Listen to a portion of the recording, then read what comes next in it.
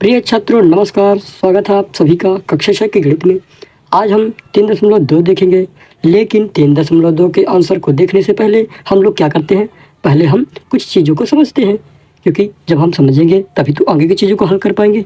तो चलिए हम समझते हैं। तो चलिए हमें क्या जानना पड़ेगा कि भाज्य संख्या क्या है, अभाज्य संख्या क्या है, सम क्या है, विषम क्या है। तो क्योंकि वो अगर हम जान लेंगे तो और भी अच्छा रहेगा। तो देखिए परिभाषा क्या बोल रही है, भाज्य संख्या क्या है, तो वे संख्याएं यानी कि ऐसी संख्याएं जिनके गुणनखंड अभी देखे थे पहले, तो जिनके गुणनखंड एक और स्वयं वह संख्या ही हो अभाज्य संख्याएं कहलाती हैं।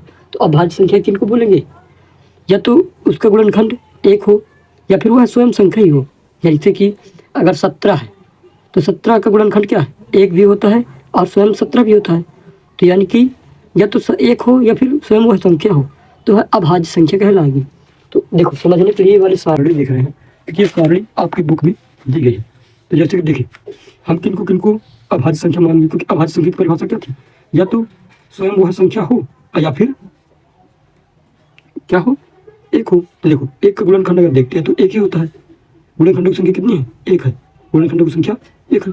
तो देखिए हालांकि एक न तो एक से मतलब नहीं है, क्योंकि वो तो एक ही है, वो स्वयं ही अपने आप में क्या है, पूर्ण है। तो देखो जो संख्या एक है ना तो ये अभाज्य संख्या है और ना ये भाज्य संख्या है। लेकिन इसके बारे में देखते हैं। देखो दो का गुणनखंड क्या क्या है, एक भी है और दो भी है। देखो एक भी है और स्वयं वह संख्या भी है। तो दो क्या है, संख्या दो क्या है, अभाज्य गुणनखंड, अभाज्य संख्या क्या है, अभाज्य है। अब संख्या तीन को देखो, दो गुणनखंड है। देखो ये एक है और ये तीन है, यानी कि एक भी है और स्वयं वह संख्या भी है, यानी कि संख्या तीन क्या है, अभाज्य गुणनखंड है। और देखिए संख्या चार, देखो इसका गुणनखंड एक है, दो है और चार है, यानी कि स्वयं वह संख्या के अलावा भी वो खुद और भी एक और है, यानी कि दो से ज्यादा है। तो यह अभाज्य संख्या नहीं है, यह भाज्य संख्या है। देखो अब भाज्य संख्या के बारे में थोड़ा बहुत जाने ले रहे हैं, क्योंकि तभी चीजें आपको समझ में आएगी। तो चलिए अब भाज्य संख्या के बारे में देख ले रहे हैं। तो सबसे पहले तो इनके उदाहरण ले लेते हैं। तो देखो क्या क्या अभी देखे थे ना, क्या क्या भाज्य है, क्या क्या अभाज्य है। तो देखो अभाज्य में क्या क्या आता है आपका, उदाहरण में 2 आता है, 3 आता है, 5 आता है, 7 आता है, और क्या आता है आपका 9 तो आता नहीं, क्योंकि 9 के गुणनखंड 2 से ज़्यादा होते हैं। 9 नहीं आता, 11 आता है। ऐसे ही कितना आता है, 13 आता है। ऐसे ही मतलब कि जिसके गुणनखंड केवल 2 हो, केवल 2, एक और वह स्वयं संख्या। तो क्या है, अगर आप इनके गुणनखंड निकालोगे ना, तो या तो वह स्वयं संख्या होगी या फिर वह एक संख्या होगी। तो देखो इसको समझने के लिए मान लो अगर कोई ये बोलता कि संख्या जो 31 है, 31 तो क्या है, भाज्य कैसे, अभाज्य कैसे है। देखो जब इसको हम तोड़ेंगे तो 1 गुणे 31 करेंगे तो 31 प्राप्त होगा। अब ऐसी कोई संख्या नहीं है इसके अलावा कि हम 31 को तोड़ सकें। तो यानी कि ये एक कितने गुणनखंड इसके, एक दो गुणनखंड, कितने गुणनखंड है, 2 है। देखो एक तो एक है और एक दूसरी क्या है, स्वयं वह संख्या। तो जिसके 2 गुणनखंड हो तो क्या है, अभाज्य गुणनखंड है। या फिर इसको किस तरह बोल सकते हैं, जिसके गुणनखंड एक हो और वह स्वयं संख्या हो। चलिए अब भाज्य संख्या के बारे में देख ले रहे हैं। तो भाज्य संख्या की परिभाषा क्या है, वे संख्याएं जिनके 2 से अधिक गुणनखंड होते हैं भाज्य संख्याएं कहलाती है। आपने इधर पास देखा है कि कोई भी संख्या हो, अगर उसका गुणनखंड जब देखेंगे ना, अगर 2 से ज़्यादा हो गया तो वह भाज्य संख्या कहलाएगी आपकी। जैसे हम अगर 12 को देखें कि ये भाज्य है कि अभाज्य है, तो आप देखिए इनके गुणनखंड देखो कितने सारे हैं, 6 गुणनखंड। तो ये क्या है, जब 2 से ज़्यादा हो जाए तो वह संख्या क्या कहलाएगी, भाज्य कहलाएगी। क्योंकि संख्या 12 को हम 2 से भी भाग देंगे तो पूरा पूरा कट जाएगा, है ना। जिसके गुणनखंड ज़्यादा हो 2 से तो वह भाज्य कहलाएगी, और जिनके गुणनखंड 2 हो या तो एक या वह स्वयं संख्या, तो वह क्या कहलाएगी, अभाज्य संख्या। तो इधर पास आप दिक्कत बता सकते हैं। देखिए नंबर 1 तो ये तो ना तो अभाज्य संख्या है और ना ही भाज्य संख्या है, इसको छोड़िए, इधर से शुरू करिए। पहले आपको बताना है फिर मैं बताऊंगा, क्योंकि इधर पास परिभाषा सब आप लोग देख चुके हैं। तो मान के चलिए अगर हम देख रहे हैं संख्या 2, तो आप बताइए भाज्य की अभाज्य। तो आप तो बोलोगे ये अभाज्य है, क्योंकि इसके 2 गुणनखंड है, एक तो एक है और दूसरा क्या है, वह स्वयं संख्या है। 3 क्या है बताइए, ये भी अभाज्य है। 4 क्या है, भाज्य। क्यों भाज्य है? क्योंकि इसके 2 से अधिक गुणनखंड है, 2 से अधिक गुणनखंड है। 5 क्या है बताइए? अभाज्य। 6 क्या है? भाज्य। 7 क्या है? अभाज्य। देखो क्योंकि 2 गुणनखंड है, जब एक तो एक है और दूसरी क्या है? स्वयं संख्या है। 8 क्या है? भाज्य की अभाज्य बताइए? तो आपको दिक्कत पता चल गया होगा कि ये तो भाज्य है। 9 भी क्या है? भाज्य है, क्योंकि 2 से ज्यादा गुणनखंड है। 10 भी भाज्य है। 11 अभाज्य है। 12 क्या है बताइए? भाज्य है। और 13 अगर रहता तो कैसी होती? अभाज्य संख्या, क्योंकि 13 एक से कटता और स्वयं संख्या से, यानी कि 13 के 2 गुणनखंड होते, एक और स्वयं संख्या यानी कि 13 खुद ही। तो ये दोनों आपको समझ में आ गए होंगे। तो चलिए आगे शुरू करते हैं। आइए अब हम सम संख्या विषम संख्या के बारे में जानेंगे। तो सम संख्या की परिभाषा क्या है? ऐसी संख्याएं जो 2 से पूरी विभाजित हो जाती है। इधर पास ये 2 लिखा है, हिंदी वाले 2, गणित वाले 2 लिखा है। तो 2 से विभाजित हो जाती है, सम संख्या कहलाती है। जैसे 2, 4, 6, 8, यानी कि 2 के जितने भी गुणज है ना, जितने भी 2 के गुणज है वो सब क्या है? सम संख्याएं हैं। क्या है? सम संख्याएं। या इसी को हम इस प्रकार से बोल सकते हैं कि ऐसी संख्या है जो 2 से पूरी विभाजित हो जाती है। जैसे ये संख्या 2 है, क्या 2 से पूरी कट जाएगी? हाँ बिल्कुल कट जाएगी, क्योंकि 2 एकम 2 अगर हम भाग देते हैं, तो अगर हम काट कर देखते हैं, मान के लो 2 ले रहे हैं और उसको 2 से भाग करें तो पूरी कट जाएगी क्या? हाँ 2 एकम 2 काटिए, कुछ शेष पर बचा? कुछ नहीं बचा। मान के अगर इधर पास 12 होता तो आप काट कर देखिए 2 से, तो कट जा रहा पूरा। कुछ बचा क्या? कुछ नहीं बचा शेष पर। ये 6 दूनी 12 आ गया ना, पूरा कट गया। यानी कि ये 6, 16 ये सब क्या है? सम संख्या है। जो मतलब 2 से पूरी कट जाए, विभाजित हो जाए, तो क्या है वो? सम संख्या है। तो आप समझ गए होंगे ना। यानी कि 2 का जो गुणज होता है, यानी कि 2 का पहाड़ा जो होता है ना, जितनी भी संख्या 2 के पहाड़े में आती है वो सब क्या है? सम संख्या है। और जो शेष बची है वो सब क्या है? विषम संख्या। अगर विषम संख्या क्या है? विषम संख्या तो ऐसी संख्या जो 2 से पूरी विभाजित ना हो, विषम संख्या कहलाएगी। तो उदाहरण के लिए आप इधर पास क्या लिखते हैं? इधर पास क्या लिखते हैं? 3, 5, 7, 9, 11, 13। इधर पास उदाहरण करके कुछ इस प्रकार से लिख सकते हैं। तो क्या ये 13 2 से विभाजित होती है? आंसर है नहीं, क्योंकि 13 को अगर हम भाग करके मान चलिए देख रहे हैं तो शेषफल अगर बचता है, यानी पूरी विभाजित नहीं होती। मान चलो 13 को भाग दे रहे हैं किससे? 2 से दे, क्योंकि 2 ही से देना है। तो 2 छक्के 12 घटाएंगे तो 1 बच गया, तो शेषफल तो बच गया ना, शेषफल 1। अगर शेषफल बच रहा है यानी कि कोई भाज्य संख्या नहीं है, मतलब वो सॉरी वो सम संख्या नहीं है, भाज्य संख्या दूसरी है। ये सम विषम दूसरा देख रहे हैं। तो ये विषम संख्या में ये सभी आएंगे, और सम संख्या में क्या आएंगे?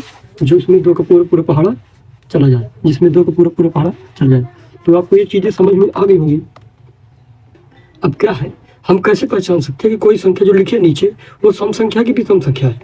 तो कुछ नहीं करना, आपको जिस भी संख्या के अंत में यदि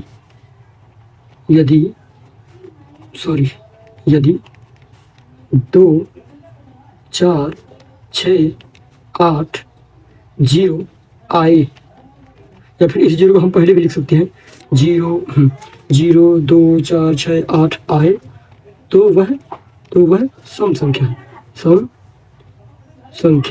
है। और शेष बची संख्या क्या है?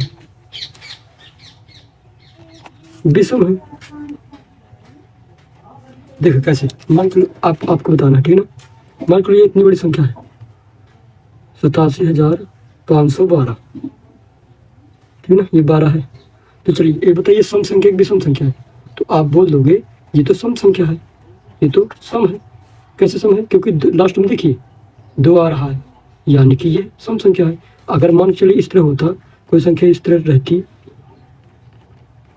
तो आप बताइए सम संख्या की विषम संख्या।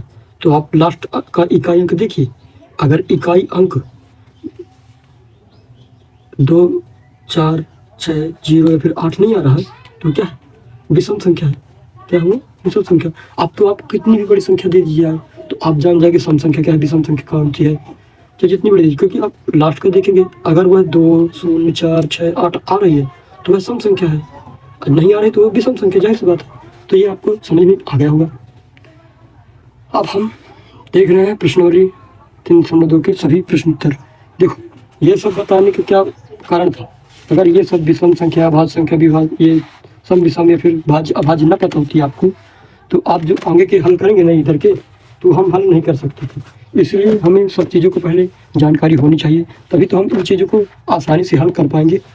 तो चलिए आप समझ चुके सब चीज़ें, अब प्रश्न 1 से हम देखते हैं। तो प्रश्न 1 क्या बोल रहा है? प्रश्न में क्या बोला गया है कि बताइए कि किन्हीं दो संख्याओं का योग सम होता है या विषम होता है यदि वे दोनों विषम संख्याएं हों, और दूसरे नंबर क्या बोल रहा है? सम संख्याएं हों। तो आपको बताना है यदि हम दो विषम संख्याओं को जोड़ते हैं तो हमें कौन सी संख्या प्राप्त होगी? सम संख्या प्राप्त होगी कि क्या प्राप्त होगा? तो आइए हम दो विषम संख्या को पहले जोड़ कर देख ले रहे हैं। तो नंबर पहला, तो अगर हम दो विषम संख्या लें, कुछ इस प्रकार से जोड़ना है, ठीक है। मान चलेगा इधर 6 ले रहे हैं, अच्छा 6 होगा तो फिर तो सम संख्या कहला जाएगी। हमें दोनों विषम संख्या लेनी है। तो ये 749 था, अब हम 553 ले रहे हैं। अगर हम इनको जोड़ें तो क्या होगा? देखते हैं कि जो प्राप्त संख्या होगी तो सम संख्या आती है कि विषम संख्या आती है? क्या आता है? कुछ नहीं आता कि क्या आता है? तो अगर हम 9 में 3 जोड़ेंगे तो 9, 10, 11, 12, 12 की 2। देखो हमें यहीं से अंदाज हो गया कि दो विषम संख्या को अगर हम जोड़ते हैं तो सम संख्या प्राप्त होगी, क्योंकि इकाई में 2 आ गए हैं, लेकिन हम जब जोड़ ही रहे तो हम पूरे जोड़ेंगे। तो 12 एक हासिल बचा ना, तो 4 में एक जोड़ेंगे तो 5 होगा। अब 5 5 10 होता है, 10 की 0 फिर एक हासिल बचा। फिर 5 में अगर एक और जोड़ दें क्योंकि हासिल बचा था तो 6 होता है। अच्छा 7 कितना होता है? 13 होता है। ये 13 0 का देखो जब दो विषम संख्याओं को जोड़ेंगे तो सम संख्या प्राप्त होगी। तो आंसर क्या होगा? सम संख्या। यानी कि जब हम दो विषम संख्या को जोड़ेंगे तो हमें सम संख्या प्राप्त होगी। अब आइए दूसरा वाला देख रहे हैं। दूसरा वाला बोल रहा है कि दो ठो सम संख्या लेनी है। अब 2 ठो सम संख्या ले, तो 2 सम संख्या ले लीजिए कुछ इस प्रकार से।